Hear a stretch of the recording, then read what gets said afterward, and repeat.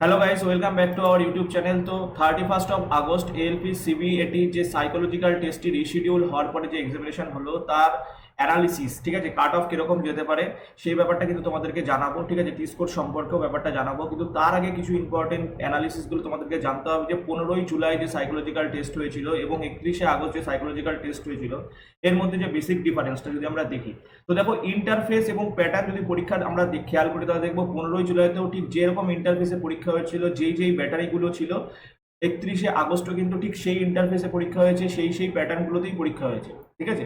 এবার দেখো একটা জিনিস কি হয়, যদি কোনো স্টুডেন্টসরা আগে থেকে জানতে পারে যে আমার ঠিক এই প্যাটার্নে পরীক্ষা হবে, এই ইন্টারফেসটা আসছে, তাহলে সেরকম ভাবে সে যদি প্র্যাকটিস করে যায় তাহলে পরীক্ষার হলটা কিন্তু তার কাছে অনেকটা ফ্রেন্ডলি হয়ে যায়, ঠিক আছে।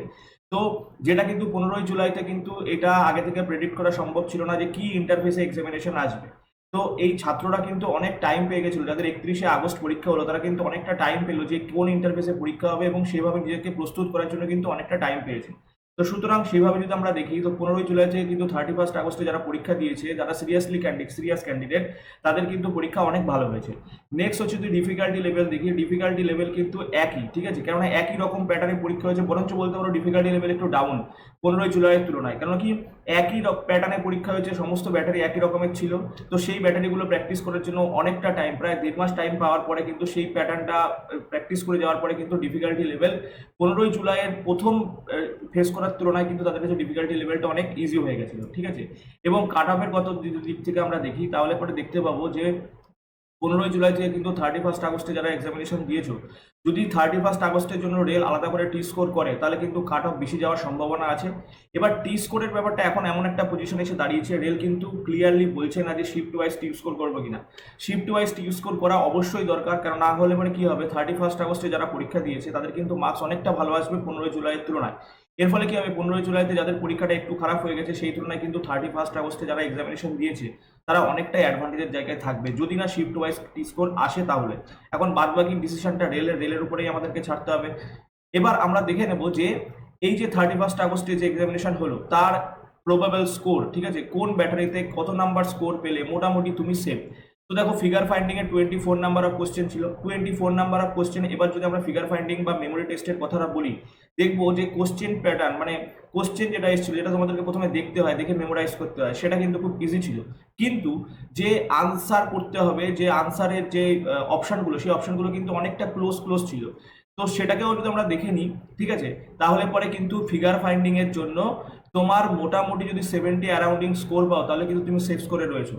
ক্লকের জায়গায় যদি দেখি, ক্লকে 15ই জুলাই এবং 31শে আগস্ট দুটোতেই একটাই এক্সপিরিয়েন্স স্টুডেন্টসদের রিভিউ যেটা দেখা যাচ্ছে যে ক্লকে কিন্তু সবাই, কেউ কেউ দেখা যাচ্ছে 100% অ্যাটেম্প করছে কিন্তু সে কিন্তু শিওর না যে আমার 100% স্কোর আসবে কিনা, কারণ ক্লকে একটা সমস্যা থাকছে। এবং এই 31শে আগস্টে ক্লকের উপরে যে কোশ্চেনগুলো এসেছিল সেই কোশ্চেনগুলো তুলনামূলক লেন্দি, স্টুডেন্টস রিভিউতে এটাই পাওয়া যাচ্ছে যে যে 31শে আগস্ট যে ক্লকের উপরে যে কোশ্চেনগুলো এসেছিল সেই ক্লকের যে স্টেটমেন্টগুলো না, সেই স্টেটমেন্টগুলো অনেকটা লেন্দি হয়েছিল, তার ফলে এখানে টাইম কনজামশনটা একটু বেশি হচ্ছিল।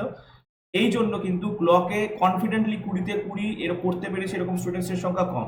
তো ক্লকে মোটামুটি ধরে নাও 50 যদি স্কোর হয় তাহলে পরে কিন্তু তুমি সেফ জায়গায় রয়েছো।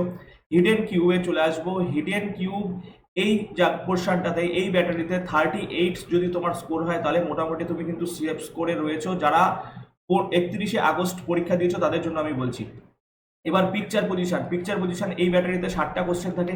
এবার এই 60টা কোশ্চেনের মধ্যে যদি তোমার স্কোর 48 সারাউন্ডিং হয় তাহলে পরে কিন্তু তুমি সেফ জায়গায় রয়েছো। এবং লাস্ট ব্যাটারি হচ্ছে সেম ফিগারে 72টা কোশ্চেনের মধ্যে দেখো 72টা কোশ্চেনের মধ্যে 72টাই অ্যাটেম্প করতে পেরেছে এরকম স্টুডেন্টসের সংখ্যা কম, আরো হয়তো একটা দুটো করে কম হয়েছে এরকম, ঠিক আছে। তো 72-এর মধ্যে যারা 55 স্কোর হচ্ছে তারা কিন্তু মোটামুটি সেফ জায়গায় রয়েছে। তো 31শে আগস্ট যারা সিবিএটি এক্সামিনেশন দিয়েছো তাদের যদি এই স্কোরগুলি থাকে তাহলে মোটামুটি তোমরা সেফ জায়গায় রয়েছো। এবং আমি তোমাদেরকে আবারও বলতে চাই যে 31শে আগস্ট এবং 15ই জুলাই যদি একই টি স্কোরে পরীক্ষা হয় তাহলে কিন্তু অবশ্যই 31শে আগস্ট যারা রয়েছে তারা প্রেফার পাবে। কিন্তু আমার যেটা মনে হয় রেলের উচিত যে শিফট ওয়াইজ আলাদা আলাদা টি স্কোর করা, তা না হলে পরে কিন্তু কোনো স্টুডেন্টসের প্রতি বায়াসনেস দেখানো হবে এবং কোনো স্টুডেন্টসদের প্রতি কিন্তু কঠোরতা দেখানো হবে। তো ভিডিও ভালো লাগলে পরে অবশ্যই লাইক শেয়ার কমেন্ট করো এবং চ্যানেলে প্রথমবার ভিজিট করে দিলে চ্যানেলটাকে অবশ্যই সাবস্ক্রাইব করে দিও। থ্যাংকস ফর ওয়াচিং, দেখা হচ্ছে পরের ভিডিওতে।